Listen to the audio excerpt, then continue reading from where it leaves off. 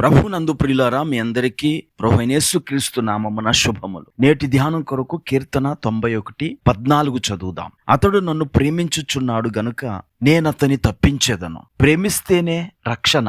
ప్రియులారా, చదవబడిన ఈ లేఖన భాగాన్ని అనుసరించి అనేక మంది మనము దేవుణ్ణి ప్రేమించకపోతే రక్షించబడలేమని లేదా విడిపించబడలేమని భావిస్తూ ఉంటారు. అంతేకాదు, మనము మన పూర్ణ హృదయముతో, పూర్ణాత్మతో, పూర్ణ మనస్సుతో ప్రభువును ప్రేమించగలిగినప్పుడే ప్రభువు మనలను ఆశీర్వదిస్తాడని కూడా మనము నమ్ముతాం, అలాగే బోధించబడుతూ ఉంటాం. మనము చదువుకున్న మూల వాక్యంలో అతడు నన్ను ప్రేమించుచున్నాడు గనుక నేనతని తప్పించేదను అని ఉన్నది. అనగా మనము తప్పించబడటానికి ప్రభువును ప్రేమించాలి అనే షరతు ఆ వచనంలో మనకు కనబడుతుంది. అయితే దురదృష్టవశాత్తు క్రైస్తవులలో సీనియర్లు కూడా ప్రభువును ప్రేమించుటలో వెనకబడిపోయారు. అలాగూ మనము మన ప్రేమలో బలహీనమైనప్పుడు ప్రభు మనలను తప్పించడా? ప్రియులారా, మనము ప్రభువును ప్రేమించక మునుపే ప్రభువు మనలను ప్రేమించి మన కొరకు మరణించాడు గనుక రక్షణ విషయములో, విడుదల విషయములో మన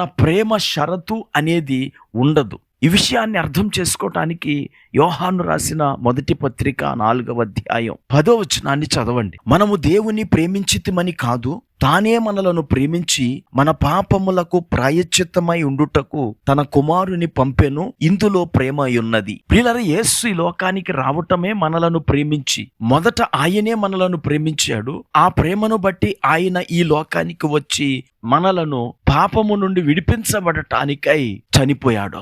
ఈ మాటలు వింటున్న ప్రియ స్నేహితుడా, సోదరి, మన ప్రేమపై దేవుని రక్షణ ఆధారపడి లేదు. ఒకవేళ అలా ఆధారపడి ఉండుంటే మన ప్రేమ ఎల్లప్పుడూ బలహీనమే, అలాగే ఎల్లప్పుడూ అస్థిరమే. మన ప్రేమ పునాదులు అత్యంత బలహీనమైనవి. వాటిని ఆధారం చేసుకుంటే మనము రక్షింపబడలేం. అలాగని మనము దేవునిని ప్రేమించకూడదని కాదు. దేవుడు మనలను మొదట ప్రేమించాడు గనక మనము కూడా ఆయనను ప్రేమించాలి. ఆయన ప్రేమకు ప్రతిగా మనము ప్రేమను ఆయనకు ఇవ్వాలి. అయితే మన విడుదలకు మాత్రం మన ప్రేమనే ప్రామాణికంగా తీసుకొనకూడదు. మన కొరకు మరణించటమే కాదు, మనము విడిపించబడిన తరువాత మనలను సంరక్షించుటలో ఆయన ప్రేమ శాశ్వతమైనది. విలాపవాక్యములో 3:22 చదవండి. యెహోవా కృపగలవాడు, ఆయన వాత్సల్యత ఎడతెగక నిలుచున్నది గనుక మనము నిర్మూలము కాకయున్న వారము. ప్రియులారా, మన ప్రేమ శాశ్వతమైనది కావచ్చు, కానీ దేవుని ప్రేమ శాశ్వతమైనది. అంతేకాదు, అది ఎడతెగక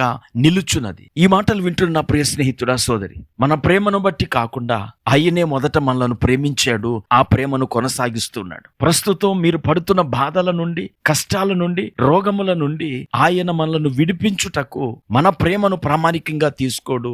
ఆయన ప్రేమను బట్టి మనల్ని విడిపిస్తాడు. ఎందుకంటే ప్రాణాలనే పెట్టిన ప్రేమ ఆయన ప్రేమ.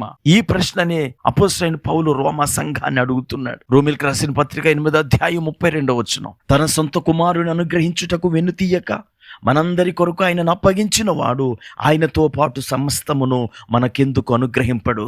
ఈ మాటలు వింటున్న ప్రియ స్నేహితురా, సోదరి, ఆయన ఈ లోకానికి వచ్చి తన ప్రాణాన్నే ఇచ్చివేశాడు. మనము అడుగుతున్న ఆశీర్వాదాలను, అడుగుతున్న స్వస్థతను ఆయన మనకు ఇవ్వడా? తప్పకుండా ఇస్తాడు. విశ్వాసముతో ఎదురు చూడండి. ప్రార్థన చేసుకుందాం. కృపా కనికరము కలిగిన మా తండ్రి, నీకు వందనాలు. మేము నిన్ను ప్రేమించితమని కాదు, మీరే మమ్మల్ని ప్రేమించి మా కొరకు సిలువలో చనిపోయారు. ఆ ప్రేమను బట్టి మేము మిమ్మలను ప్రేమించబద్దులమై ఉన్నాము. నీ కొరకు నిలవబడవలసిన వారమై ఉన్నాము. ఈ మాటలు వింటున్న మా వీక్షకులందరూ నీ కొరకు నిలవబడి నిన్ను ప్రేమించే వారిగా ఉండుట కృప చూపమని యేసుక్రీస్తు నామమున ప్రార్థించి వేడుకుంటున్నాము.